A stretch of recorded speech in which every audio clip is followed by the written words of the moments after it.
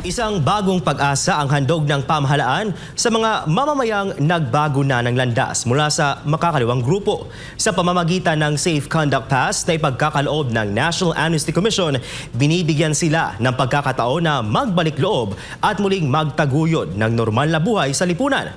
Ang tanong, paano mag-apply at hanggang kailan ang aplikasyon?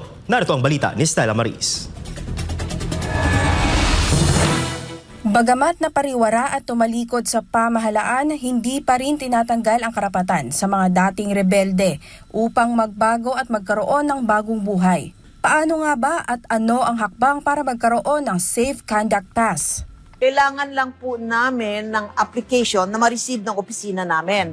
Tapos, makita namin na ang applicant ay humihingi ng kanyang Safe Conduct Pass. At siya ay may kaso na may warrant of arrest or meron siyang kaso na sakop ng amnesty. Sakop ng komisyon ang mga individual o grupo na nasangkot sa mga rebelyon, pag-aaklas laban sa gobyerno o mga kasong may kaugnayan sa mabibigat na krimen.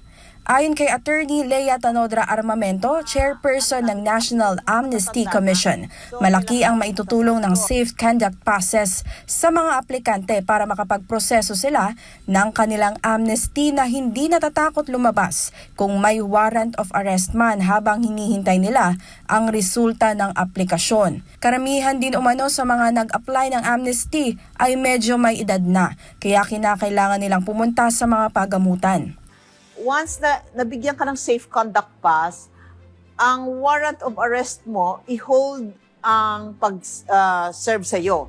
So, ang mangyayari, makakagalaw ka na parang wala kang warrant of arrest. So, makaka-file ka ng application mo, makakakuha ka ng mga requirements na kailangan i-file mo sa amin para tumakbo yung iyong amnesty application. Ito po mga, mga applicants, mga matatanda na. So, kailangan nila pumunta sa doktor.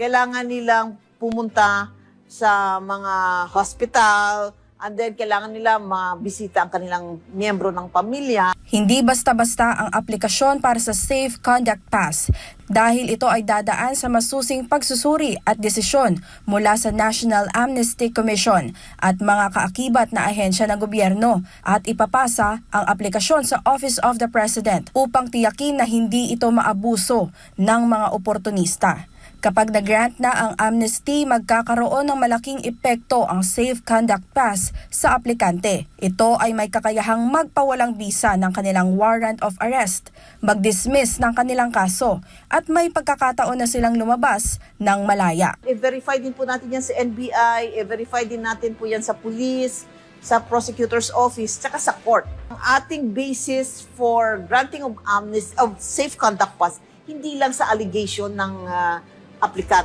kundi po may data tayo na manggagaling sa different government agencies. Dagdag pa ng chairperson na mula sa araw ng pagpasa ng aplikasyon ay aabot ng 8 hanggang 9 na buwan ang paghihintay ng isang aplikante bago tuluyang magamit ang pass. Kaya marami umano sa mga nag-a-apply ang nawawalan ng pasensya dahil sa haba ng proseso. Sa ngayon, 29 na araw na lang ang natitira para sa mga dating miyembro ng MILF, MNLF at RPMP-RPA-ABB na magtatapos sa March 4, 2026. Samantala, para sa mga dating miyembro ng CPP, NPA, NDF, may 38 araw pa upang makapagsumite ng aplikasyon bago ang deadline sa March 13, 2026. Para sa Diyos at sa Pilipinas kong mahal, ito ang inyong citizen correspondent Stella Maris, SMNI News.